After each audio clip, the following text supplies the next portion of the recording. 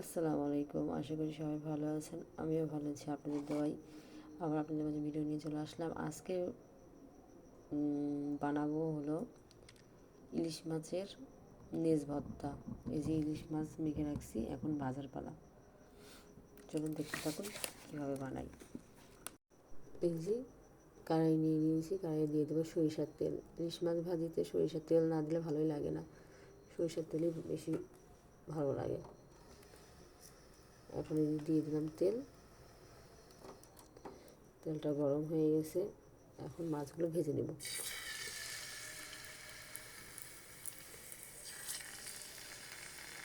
মাছটা ভর্তা বানাবো আর এগুলো ভাজি খাওয়া হবে।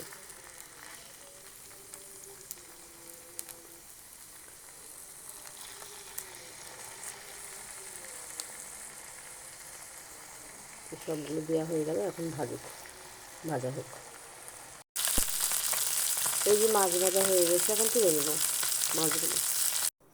এই যে মাছ ভাজা শেষ, এই মাছ ভাজার তেলেই পেঁয়াজটা হালকা করে ভেজে নেব।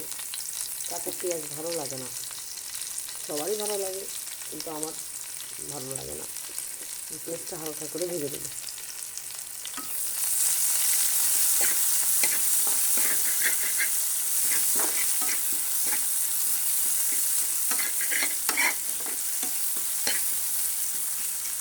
পেঁয়াজটা ভাজতে থাক, আমি মাছটা বেছে নেই কাটাগুলো।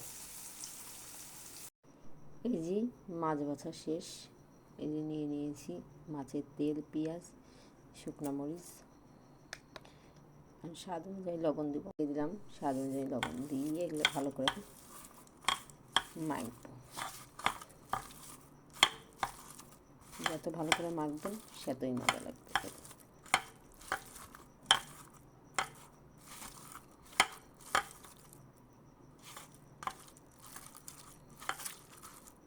এই যে আমার হয়ে গেল ঝাল ঝাল নেজ ভর্তা ইলিশ মাছের। এই যে আমার হয়ে গেল নেজ ভর্তা। যদি ভিডিওটা ভালো লাগে লাইক কমেন্ট শেয়ার করবেন আর এইভাবে পাশে থাকবেন। সবাই ভালো থাকবেন, সুস্থ থাকবেন। আল্লাহ হাফেজ। এখন গরম ভাত দিয়ে খাওয়ার পালা। সবাই আমার জন্য দোয়া করবেন। আল্লাহ হাফেজ।